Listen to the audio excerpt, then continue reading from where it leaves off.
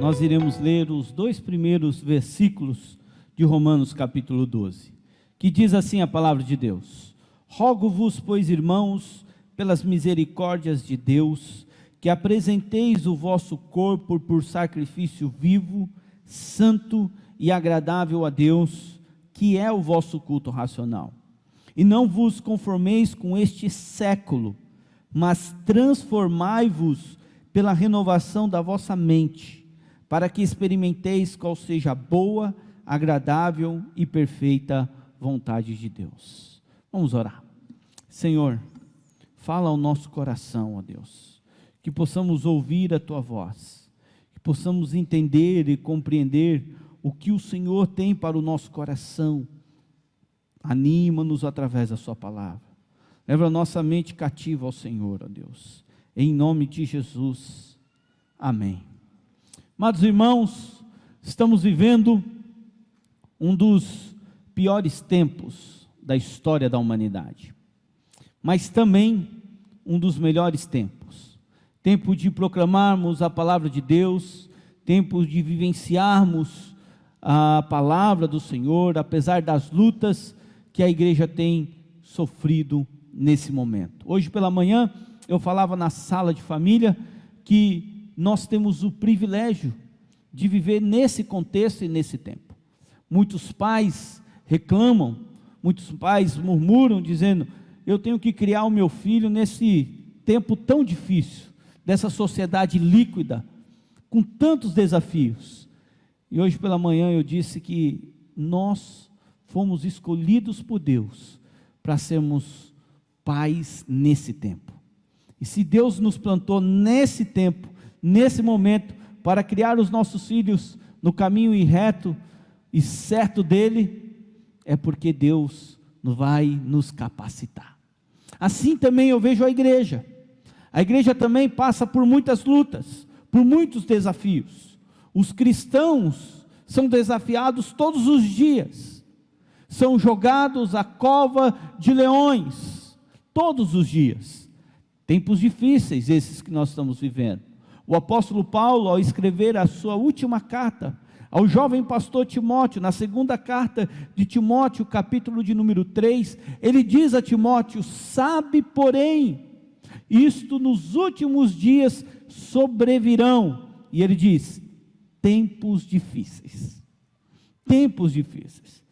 E Paulo, ele vai dizer que nesses tempos difíceis, os homens serão egoístas, avarentos, jactanciosos, serão egoístas, arrogantes, blasfemadores, desobedientes aos pais, ingratos, irreverentes, desafeiçoados, implacáveis, caluniadores, sem domínio de si, cruéis, inimigos do bem, traidores, atrevidos, enfatuados, e por aí ele vai. Mas ele conclui dizendo que esses são mais amigos dos prazeres do que amigo de Deus. A igreja está sendo desafiada a viver num tempo tão difícil, um tempo onde o pragmatismo tem estado e operado na vida dos crentes e até na vida das igrejas. Pragmatismo é uma filosofia, talvez a mais praticada, a mais conhecida, no meio da política, no meio da economia, no meio da religião. O pragmatismo diz que o mais importante são os resultados. Ele não se preocupa com os princípios, não se preocupa com os valores, o importante é o fim. O importante é se vai ter resultado ou não, se vai ter vantagens ou não. Mas além de lutarmos contra o pragmatismo, nós somos desafiados todos os dias a lutarmos contra a secularização, que tem se infiltrado na igreja. A secularização, olha que interessante isso, ela não quer tirar Deus, ela não é contra Deus, ela quer apenas deslocar Deus, ela quer colocar o homem no centro e Deus fora do centro. A secularização, ela não quer provar que Deus não existe, ela quer que você viva sem se importar com as coisas de Deus, ela quer que você não leve Deus em consideração. E como a secularização tem afetado as nossas vidas, tem afetado a vida dos nossos adolescentes, dos nossos jovens, ao ponto de começarmos a relativizar os pecados, os absolutos de Deus. Nós estamos sendo desafiados nesse tempo a lutarmos, além do pragmatismo, da secularização, também do hedonismo, que é a filosofia do prazer. O mais importante é o prazer. Para os hedonistas, o prazer é a principal motivação do homem, é o prazer pelo prazer. O hedonismo tem gerado dois problemas. O primeiro deles é o que eu chamo de utilitarismo. Que é isso? Que é a ação de uma pequena parte da sociedade, dela achar que está tudo certo para ela, que ela vive numa verdade, e ela quer transmitir aquela verdade para todo mundo, porque ela se sente bem com aquilo. Além do utilitarismo, o hedonismo também tem levado à erotização. É o sexo como forma de mercado, de utopia, e isso tem sido altamente explorado no meio da sociedade. Pragmatismo, secularização, hedonismo, mas também a igreja é desafiada a lutar contra o consumismo. O consumismo, essa sociedade líquida, onde nós consumimos não por necessidade, mas pelo prazer, porque eu sinto, isso traz problemas enormes, porque cada vez mais as pessoas, por causa do consumismo, estão vivendo estressadas, porque querem trabalhar muito, para conquistar muito, e têm medo de perder. Isso leva a um estresse, isso leva a um abalo emocional. Essa mentalidade contribui para a formação de um estilo de vida complicado. Eu luto, me estresso para conquistar, depois eu me estresso porque eu tenho medo de perder. Eu não sei mais viver sem ser consumista. Sem ser consumista. Pragmatismo, secularização, hedonismo, consumismo. Mas a igreja também tem o desafio de lutar contra o pluralismo. O pluralismo, que é a corrente de pensamento que mais predomina, que defende uma tese. A tese é: não existe apenas uma verdade. Existem várias verdades. O importante é a gente aprender a conviver, cada um com a sua verdade, respeitando a verdade do outro. E isso vem de mansinho, conquistando nosso coração. A gente começa a praticar isso dentro da igreja. No pluralismo, a verdade, ela é relativa, ela não é absoluta. Sendo que para nós que somos cristãos, baseado na primeira carta que João escreveu, nós defendemos a tese de que a verdade para nós não é um conjunto de doutrinas, mas é uma pessoa, é Jesus Cristo, porque Ele mesmo disse: eu sou a verdade, eu sou o caminho e eu sou a vida. A igreja está sendo desafiada a viver nesse tempo, a lutar contra isso. Por último, a igreja está sendo desafiada a viver e a lutar contra o sincretismo. E o sincretismo tem entrado no meio evangélico de uma forma totalmente eficaz.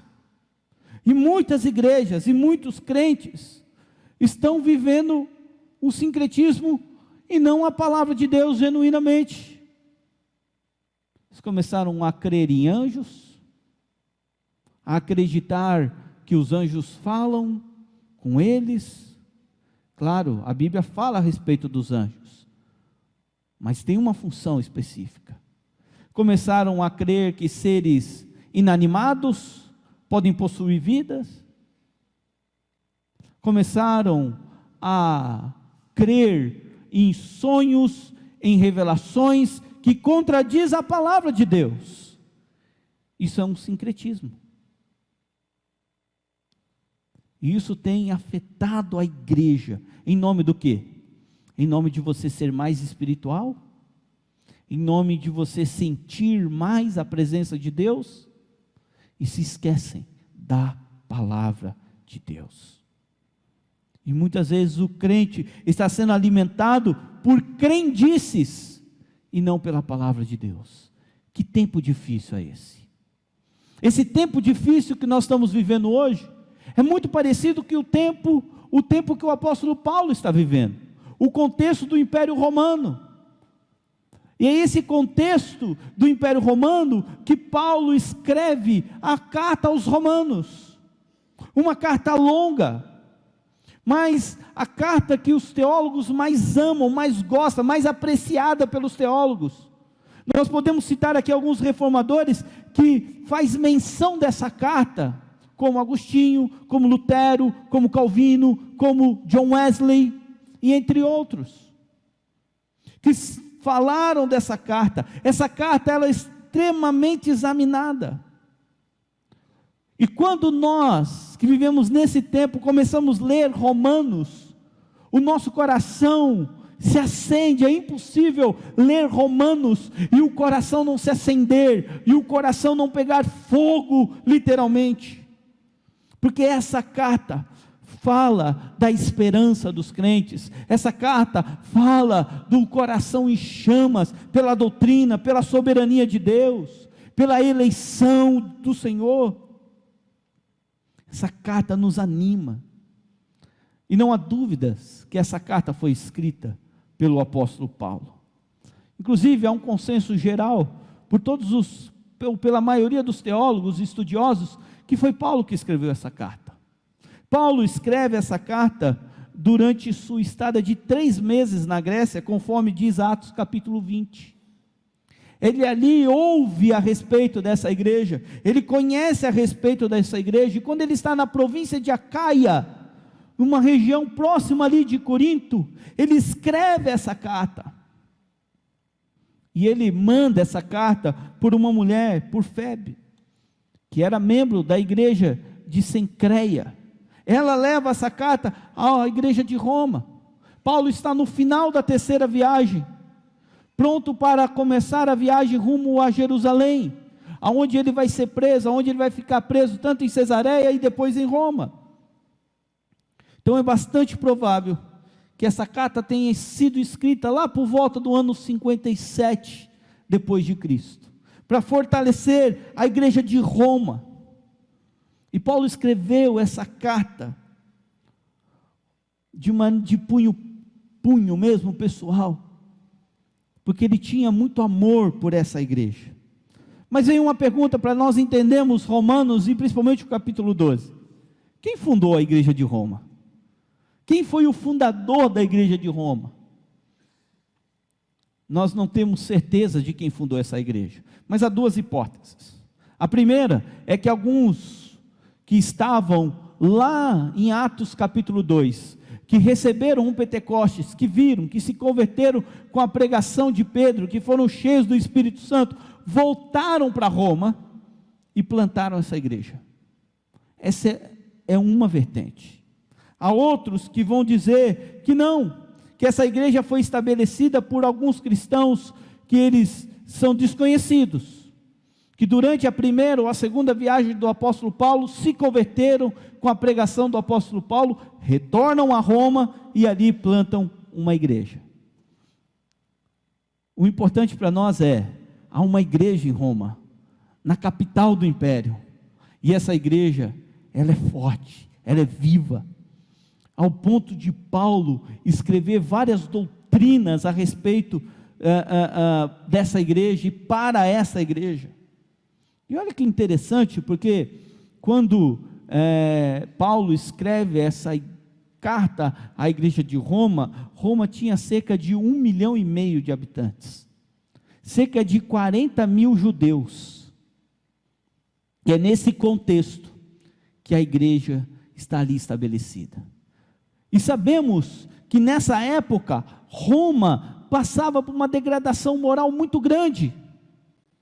Se nós fôssemos falar para essa igreja, nós diríamos que essa igreja tinha que lutar contra o pragmatismo, contra a secularização. Essa igreja tinha que lutar com todos os problemas que nós temos que lutar hoje. Isso fica evidente na carta aos Romanos. Os 11 primeiros capítulos, Paulo ensina uma forte doutrina a essa igreja, para que ela possa estar bem embasada, porque havia tanta coisa em Roma. Agora, observe comigo, que Paulo, ao escrever essa carta, ele tem 4 propósitos no seu coração. O primeiro propósito do apóstolo Paulo é pedir a oração por esses irmãos. Ele pede oração em seu favor, e fica evidente isso em Romanos capítulo 5, que ele pede a oração a esses irmãos, porque ele sabia que a sua ida a Jerusalém era uma ida muito perigosa. Então ele pede para que esses irmãos estejam orando, para que a viagem dele a Jerusalém seja bem sucedida. Paulo também tem um propósito no coração, que ele demonstra nessa carta, que é o desejo de ir a Roma visitar esses irmãos. Paulo queria conhecê-los pessoalmente. E o terceiro propósito de Paulo, é que ele queria ir a essa igreja, para fazer dessa igreja uma base missionária, porque o desejo dele era chegar até a Espanha. Então, se ele tivesse uma igreja em Roma que o recebesse, fosse uma base missionária para ele, ele poderia chegar na Espanha. E o último propósito que Paulo tinha, ao escrever essa carta, é que ele queria fazer uma exposição do Evangelho, de maneira muito detalhada para aquela igreja. Isso fica evidente na ênfase que Paulo dá à carta aos Romanos. Paulo queria, primeiro, mostrar a unidade da igreja de Cristo. De que maneira? Paulo estava dizendo que judeus e não judeus poderiam conviver juntos, porque os dois faziam parte do reino de Deus. Então ele queria mostrar essa comunhão, essa unidade da igreja.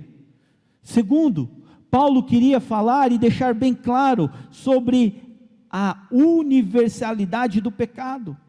Paulo, ele expõe isso na sua carta com argumentos irredutíveis. Todos pecaram, judeus e romanos, todos pecaram, todos carecem da graça de Deus. Paulo deixa isso muito claro. Paulo também deixa claro que a justiça de Deus, ela se manifesta através do Evangelho, e no Evangelho do nosso Senhor Jesus Cristo. E por último, Paulo, na carta aos Romanos, ele anuncia de maneira assim brilhante, a doutrina da justificação, não pelas obras, mas pela fé. Ele vai dizer que a justificação não pode ser alcançada pela obra da lei, mas pela fé na obra de Cristo. A carta aos Romanos, ela é cheia de doutrinas fantásticas para nós. Trata sobre a harmatologia. O que é isso, pastor? É a doutrina do pecado. Fala sobre a soteriologia, a doutrina da salvação. Paulo trata sobre a pneumatologia, a doutrina do Espírito Santo. Paulo, nos 11 primeiros capítulos de Romanos, ele faz o tratado teológico em vários temas. Ele anuncia a vida vitoriosa que os crentes podem ter no Espírito, em Cristo Jesus, em Romanos capítulo 8. Em Romanos capítulo 9, se você não leu, você deveria ler todos os dias essa semana. Paulo, ele fala a respeito da soberania de Deus na salvação, da eleição de Deus. Paulo, ele vem com temas pesados, ele trata sobre a homossexualidade, de maneira dura, mas ao mesmo tempo amorosa.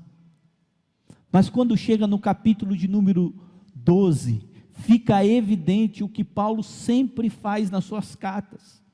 Paulo sempre trabalha primeiro a ortodoxia, a doutrina, a junção de vários ensinamentos, e depois ele diz como devemos praticar a ortodoxia. Ele trabalha então a ortodoxia e depois a ortopraxia, a doutrina e a prática da doutrina. Uma coisa não pode ser desvencilhada da outra. Doutrina e só doutrina vai levar você a um fanatismo, vai levar você a um racionalismo, e só a prática leva você no fanatismo religioso. As duas coisas devem conviver juntas dentro de nós. A vida do crente deve ser de muita oração, mas de muita leitura da palavra de Deus. Essas duas coisas juntas é que faz o cristão ter uma vida vitoriosa. Então, a partir do capítulo de número 12, Paulo ele inaugura a seção prática da carta aos Romanos. Ele começa a falar de como praticar tudo que outrora ele havia ensinado. Por isso que ele diz: rogo-vos, pois, irmãos. Rogo-vos, pois, irmãos. Paulo, ele suplica aqueles irmãos. É uma súplica: olha, de tudo que eu ensinei, tudo que vocês viram, todos esses conjuntos de doutrinários, agora vocês devem praticar. Não pode ficar apenas na sua cabeça, tem que entrar no coração, tem que mudar a sua vida. Então ele expõe isso. Interessante: rogo-vos, pois, irmãos. Aqui Paulo vai usar o pois para fazer uma transição. Interessante esse pois aí na Bíblia, no capítulo 12, versículo de número 1, ele suplica, e aí ele vai transicionar, ele vai dizer: irmãos, mediante tudo que foi ensinado no capítulo de número 11, por exemplo, onde Paulo fala que fomos justificados pela fé, onde Paulo fala que os nossos pecados estão perdoados pelo sacrifício expiatório de Cristo Jesus, onde Paulo fala que Deus faz com que todas as coisas cooperem para o nosso bem, onde Paulo vai dizer que Deus chamou para si um povo escolhido, o Israel de Deus, e esse Israel não se refere apenas à nação de Israel, mas é o Israel espiritual, é onde todos os povos, todos aqueles que confessam Jesus Cristo como seu único e suficiente Salvador, fazem parte desse povo, é o povo de Deus, o povo escolhido por Deus. Paulo está dizendo: eu rogo a vocês agora, prestem atenção. E aí Paulo vai usar as misericórdias de Deus. Ele faz isso dizendo: pelas misericórdias de Deus. Por quê? Porque Paulo sabia que se fomos justificados pela fé, é pela misericórdia de Deus. Nós merecíamos o inferno, se fomos perdoados, é pela misericórdia de Deus. Nós não estávamos nem aí com Deus, estávamos separados de Deus, longe de Deus. Ele se aproxima, Ele dá o primeiro passo, Ele nos chama, e o seu chamado é eficaz, a sua vocação é eficaz, e se Ele faz isso, é pelas misericórdias que Ele tem sobre as nossas vidas. A graça irresistível que Ele toca o nosso coração, o Evangelho que entra no nosso coração e muda a nossa vida, é a misericórdia de Deus. A fé que nós temos para crer nele, é Ele que imputa em nós, e Ele faz isso por causa das suas misericórdias. Então Paulo está dizendo: pela misericórdia de Deus, eu rogo a vocês, preste atenção, eu suplico a vocês. E aí Paulo vai nos ensinar seis lições preciosas para nós. A primeira delas, acompanhe aí o versículo de número 1. Paulo vai dizer: rogo-vos, pois, irmãos, pelas misericórdias de Deus, que apresenteis o vosso corpo por sacrifício vivo. A primeira lição é que a súplica de Paulo, que ele faz baseado na misericórdia de Deus, é que nós, crentes, possamos nos apresentar diante de Deus como um sacrifício vivo. Como um sacrifício vivo. O que Paulo tem em mente? Paulo sabia o que era sacrifício, e ele está escrevendo para um povo, e provavelmente lá em Roma havia tanto judeus como não judeus, que entendiam o que era sacrifício. Eles sabiam porque a ideia de sacrifício para o povo judeu vem de longe, vem desde Adão e Eva. O primeiro sacrifício foi feito no jardim do Éden, quando Deus sacrifica um animal para produzir roupa de pele para Adão e Eva. Depois nós vemos Caim e Abel oferecendo a Deus em forma de sacrifício. Depois com o próprio Noé. Depois com a instituição do tabernáculo, o sacrifício que deveria ser feito, queimado. Depois no templo com Davi, que preparou tudo, e Salomão que constrói o templo, institui os sacerdotes para fazerem o sacrifício. Depois o templo é destruído por Nabucodonosor, 70 anos depois reconstruído por Esdras, Neemias, Zorobabel. O sacrifício continua. Depois Herodes o Grande, ele vai fazer toda uma remodelagem do templo, e o sacrifício continua. Na época que Paulo está escrevendo, os judeus, eles praticavam um sacrifício no templo. Eles só vão parar de fazer o sacrifício no ano 70 depois de Cristo, quando o templo é destruído, e eles são expulsos da sua terra. E até hoje, o judeu espera reconstruir o templo para voltar a praticar os sacrifícios de animais. Agora, o que Paulo está dizendo é que esse sacrifício é um sacrifício vivo. Todo sacrifício, ele era feito com um animal morto. O animal ia vivo até o sacerdote, se apresentava o animal para o sacerdote pegava aquele animal, matava o animal e apresentava ele, queimava ele. Agora, nós não somos desafiados a apresentar um sacrifício morto, apesar que tem muito crente morto espiritualmente, que vem para o culto, para prestar um sacrifício não vivo, mas morto. Nós somos desafiados a apresentar um sacrifício vivo, é o sacrifício de adoração. Todo sacrifício tinha como pano de fundo a adoração a Deus, o louvor ao Senhor. Olha que interessante, Deus requer de nós um sacrifício vivo. Deus quer que nós nos oferecemos a Ele como um todo. Deus não quer apenas o seu dinheiro, Deus não quer apenas uma parte da sua vida, Ele quer todo, o homem todo. Nós dissemos às vezes no culto, não vamos adorar o Senhor com os nossos dízimos e as nossas ofertas. Isso é só um detalhe. O sacrifício era todo o animal tinha que ser consagrado ao Senhor.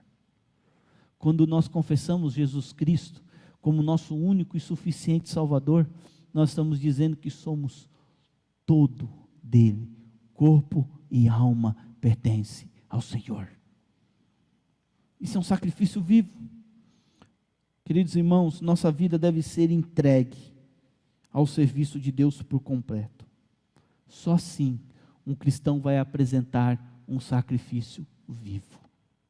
Segunda lição para nós, observe que ele diz que esse sacrifício, além de ser vivo, tem que ser santo e agradável.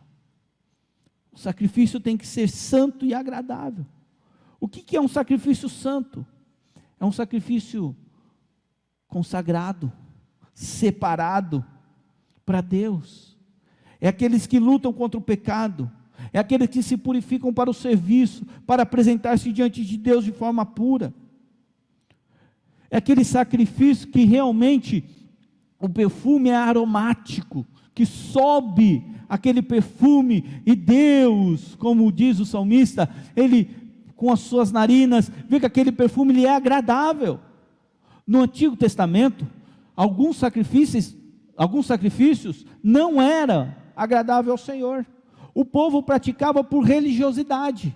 O povo estava longe de Deus, sacrificava Baal, sacrificava outros deuses, mas também sacrificava ao Senhor, ao Deus verdadeiro. Esse sacrifício não é santo, ele é religioso. E Deus não quer um sacrifício religioso. Deus não quer uma vida religiosa. Deus quer uma vida santa, uma vida que agrade a Ele, uma vida intensa. Por exemplo, o nosso corpo físico foi criado por Deus, e deve ser usado para a glória de Deus.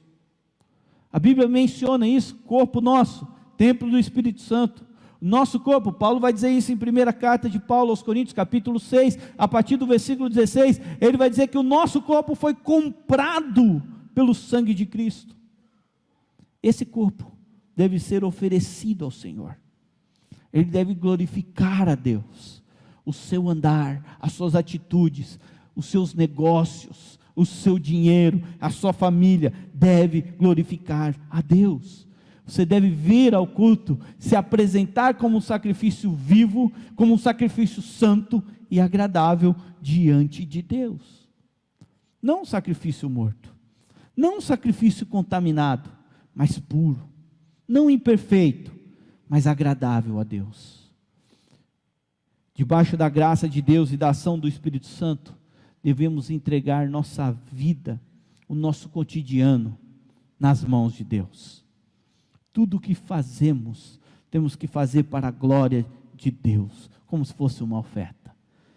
Trabalhar, dormir, comer, passear, se exercitar, tudo tem que ser para a glória de Deus. Amém? Terceira lição para nós. Além de oferecermos a Deus um sacrifício vivo, santo e agradável, nós devemos oferecer a Ele, como Paulo vai dizer, o vosso culto racional. Que é o vosso culto racional? Em outras traduções, culto racional, e eu gosto mais dessas outras traduções, diz um culto espiritual. Eu acho que se aproxima mais do original. Um culto espiritual. Paulo está dizendo aqui a respeito de um culto, que é um culto realmente em que você não perde a sua razão. Ele é espiritual, mas você não perde a sua razão.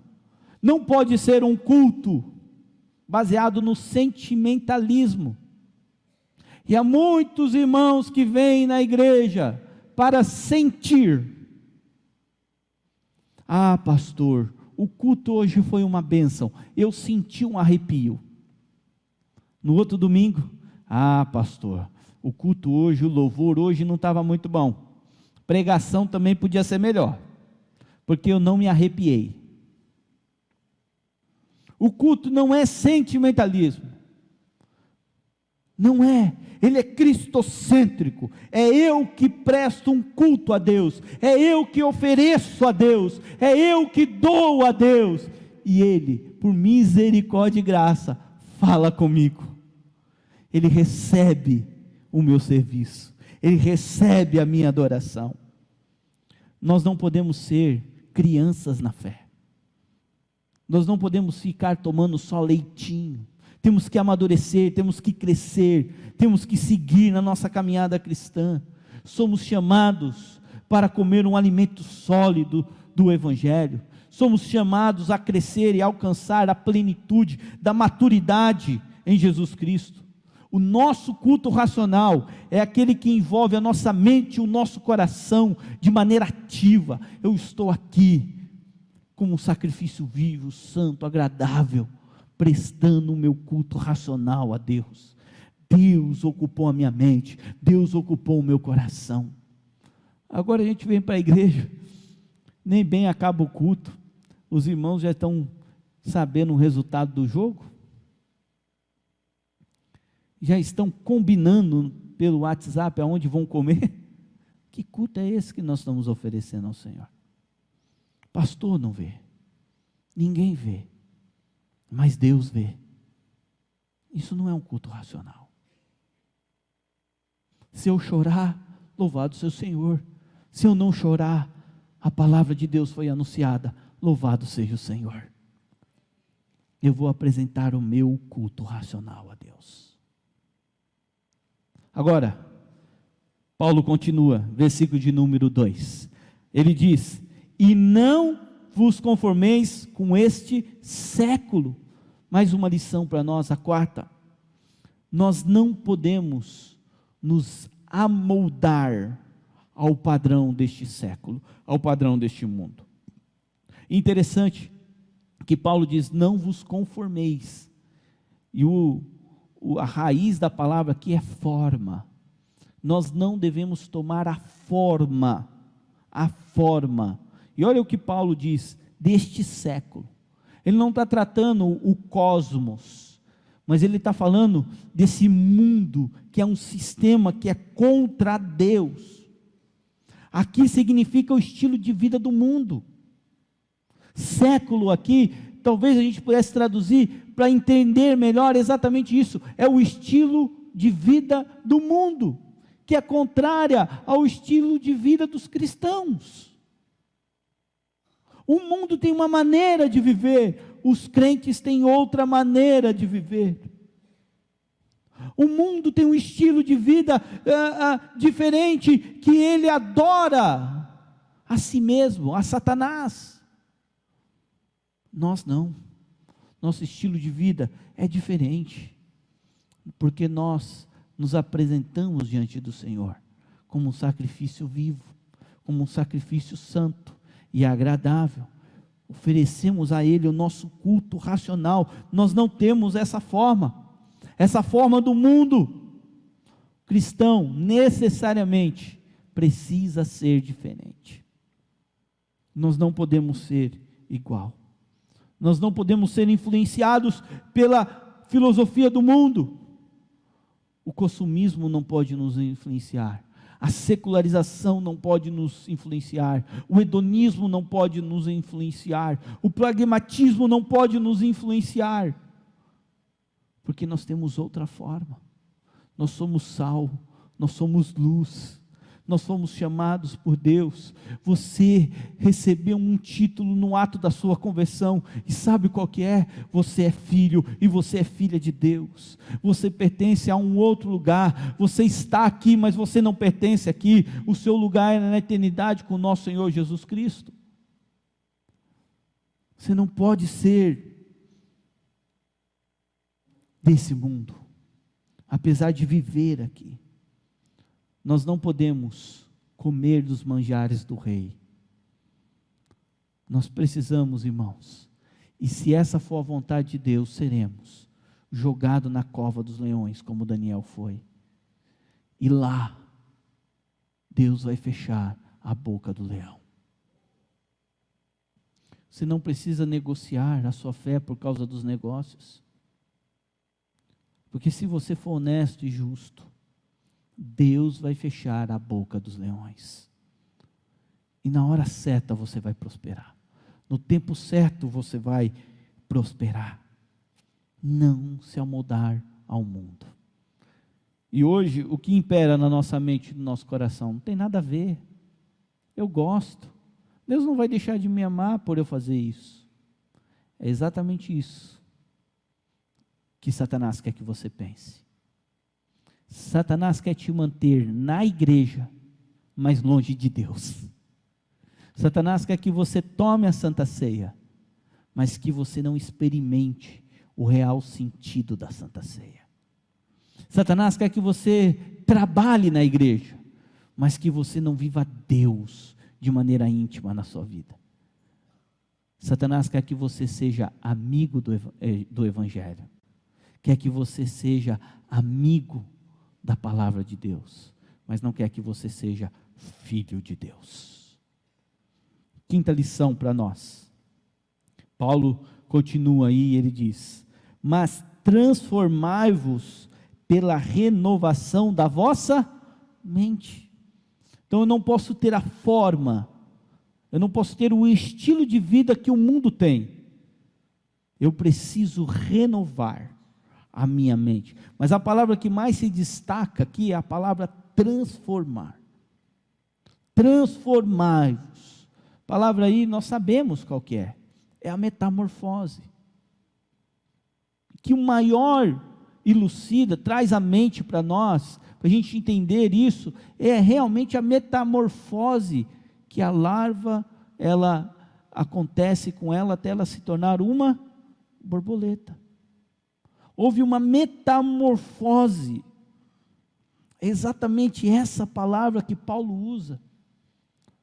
Os cristãos tiveram uma metamorfose, eles mudaram a sua maneira de pensar, eles não querem mais viver o estilo desse século, de vida desse século, mas eles querem viver para Deus, eles querem buscar ao Senhor. Eles entenderam que Cristo os libertou da culpa do pecado, do poder do pecado, mas eles ainda pecam, mas eles se arrependem, eles voltam para Deus, eles experimentaram essa metamorfose dentro do seu coração. É impossível alguém que experimentou a Cristo, que foi alcançado pela graça de Deus, continuar ser a mesma pessoa. Uma vez eu estava indo fazer um trabalho missionário com a turma do seminário, uma região lá de Minas, e no ônibus eu sentei do lado de um rapaz e comecei a falar do amor de Cristo para ele, e ele me ouviu, e depois que eu terminei, ele me disse: eu sou crente, eu já sou crente. E ele me deu o testemunho dele. Ele falou que viveu uma vida longe de Deus, buscou estudar, em ser um ótimo profissional, mas ele falou uma frase que eu guardei no meu coração. Ele diz: mas um dia, eu tropecei numa pedra, e caí, essa pedra foi Jesus Cristo, e quando eu levantei transformado. É essa transformação que nós podemos ter, e que devemos ter. Deus quer te transformar por completo. Não basta ser uma pessoa inconformada, você precisa ser um agente de transformação. Você precisa ser transformado pelo poder do Evangelho, para poder falar desse Evangelho que transforma as outras pessoas. É o poder de Deus. O crente, irmãos, ele está firmado na infalível palavra de Deus. Sua vida foi transformada. Que fundamenta agora a nossa vida não são os conceitos deste mundo, o estilo de vida desse mundo, mas é a palavra do Senhor, é a palavra imutável do Eterno.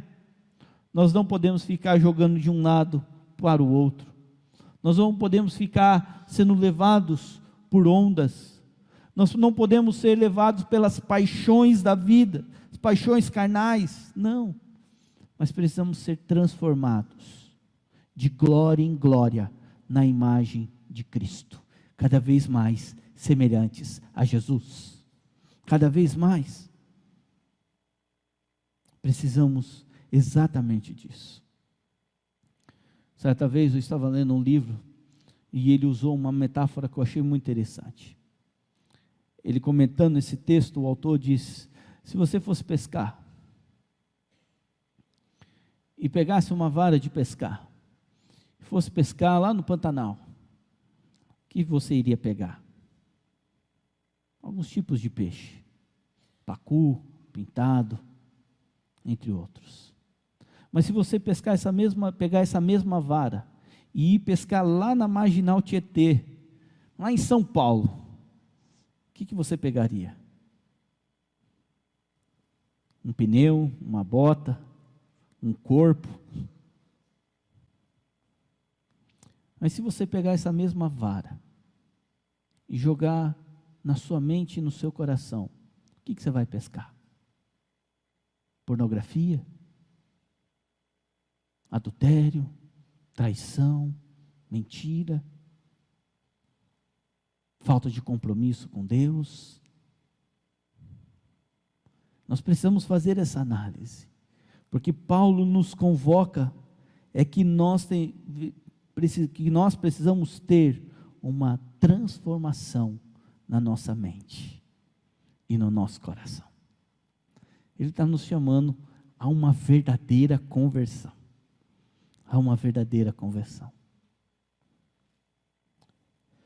Caminhando para o final, Paulo diz lá na parte B do versículo de número 2, para que experimenteis qual seja a boa, agradável e perfeita vontade de Deus. Talvez a pergunta que as pessoas mais fazem: para um pastor é: qual é a vontade de Deus para a minha vida?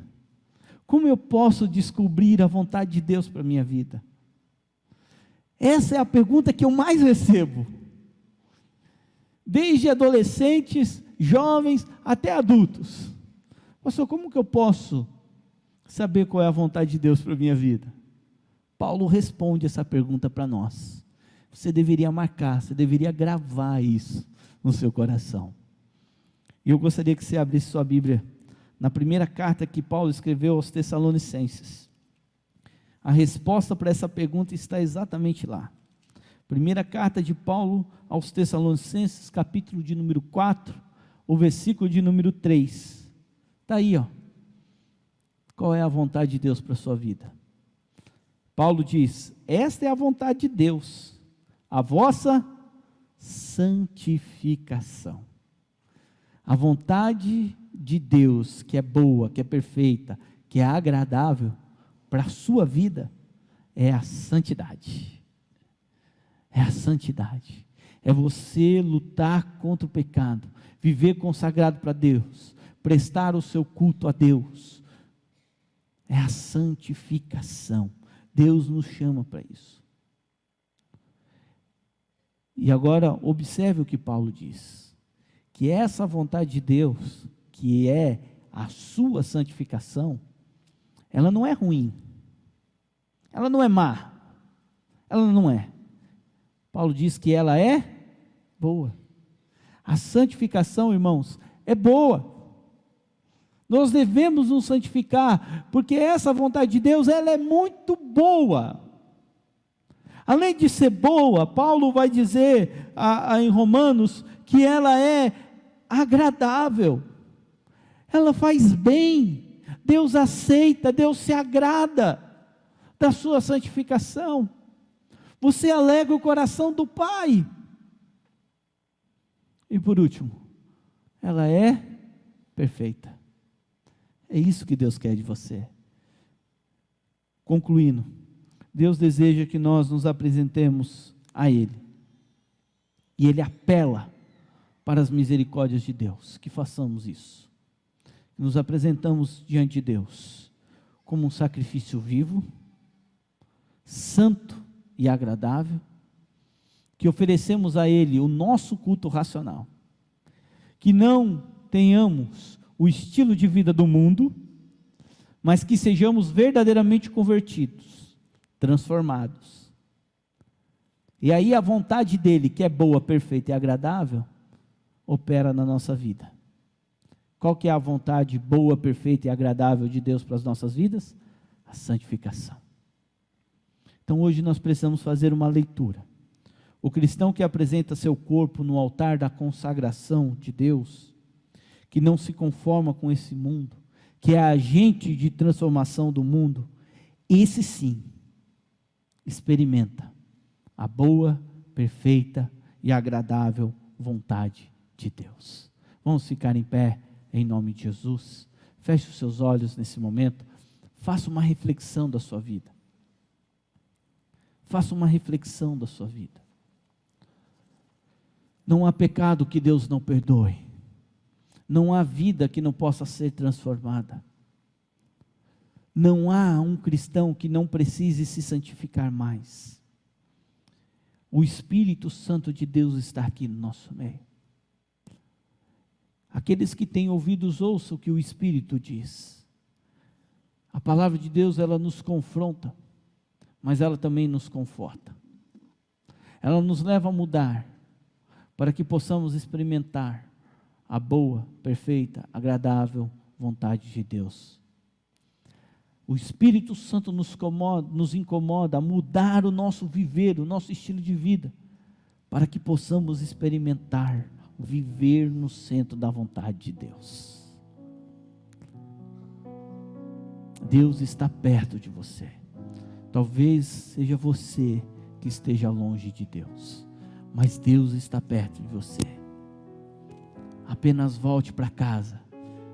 Que você decidir voltar para os caminhos do Senhor, você vai encontrar um Pai de braços abertos, te esperando e dizendo: vamos começar de novo. Vamos começar de novo. Talvez hoje seja o dia de você dizer: chega de titubear entre Deus e o mundo. Eu não quero mais o estilo do mundo, eu quero viver a palavra de Deus. E talvez você diga: mas eu não vou conseguir, eu não tenho forças. Aí que Deus te faz forte, quando você depende única e exclusivamente dEle. Talvez hoje você diga: pastor, eu tenho lutado contra um pecado de estimação, eu paro 1 mês, 2 meses, mas depois eu retorno. Coloca isso diante de Deus, porque Ele vai renovar a sua mente, Ele vai tirar o desejo do seu coração, Ele vai te dar força para você lutar e vencer esse pecado na sua vida, para que você possa apresentar-se diante de Deus como um sacrifício vivo, santo e agradável. Você possa levar a sua vida diante do altar e dizer: Senhor, está aqui, sou eu. E se você acha que Deus te esqueceu, Deus não te esqueceu. Ele te chama pelo nome, Ele sabe quem você é, Ele conhece você.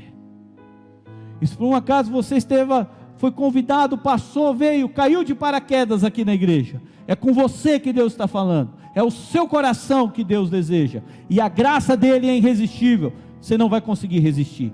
Entrega o teu caminho ao Senhor, confia nele, confesse Ele como seu único e suficiente Salvador. É dia de conserto, mas é dia da gente experimentar o bálsamo de Gileade, experimentarmos o bálsamo de Deus na nossa vida. Com seus olhos fechados, se possível, coloque a mão no seu coração, faça a sua oração. Enquanto nós cantamos esse louvor, ore a Deus, ore ao Senhor, em nome de Jesus.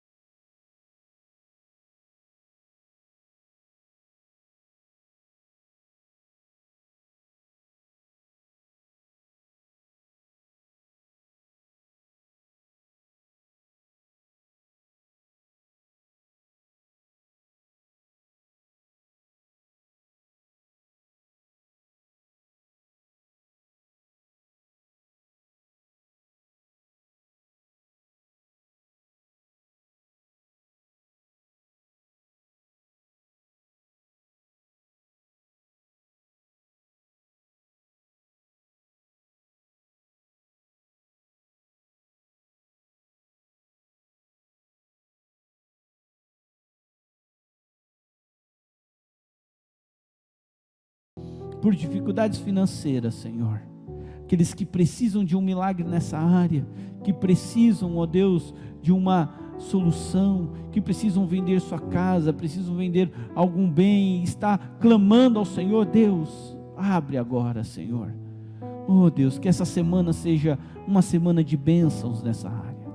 Senhor, aqueles casamentos que estão passando por momentos difíceis, onde, ó Deus, não há uma comunicação no lar, onde, ó Pai, a própria criação dos filhos tem afetado o cônjuge, ó Deus, o casamento. Ó Deus, venha com a tua graça, dê sabedoria ao homem, dê sabedoria à mulher, dê sabedoria aos filhos, ó Senhor. Ó Pai, toma a nossa igreja também nas tuas mãos. Abençoe a igreja presbiteriana de Cuiabá, ó Deus, que possamos ser realmente uma Antioquia, uma igreja que faz o seu melhor, uma família de famílias proclamando o reino do Senhor. Aquece o nosso coração, Deus, em nome de Jesus. Amém e amém. Vamos sentar, por gentileza, e abra sua Bíblia em Romanos capítulo 12, enquanto guardamos a palavra de Deus no coração.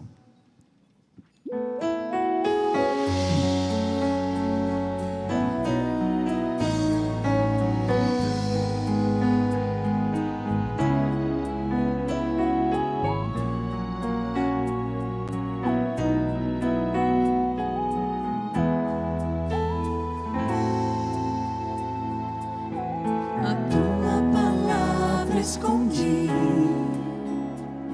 guardada no meu coração, pra eu não pecar contra ti, Senhor. A tua palavra escondi,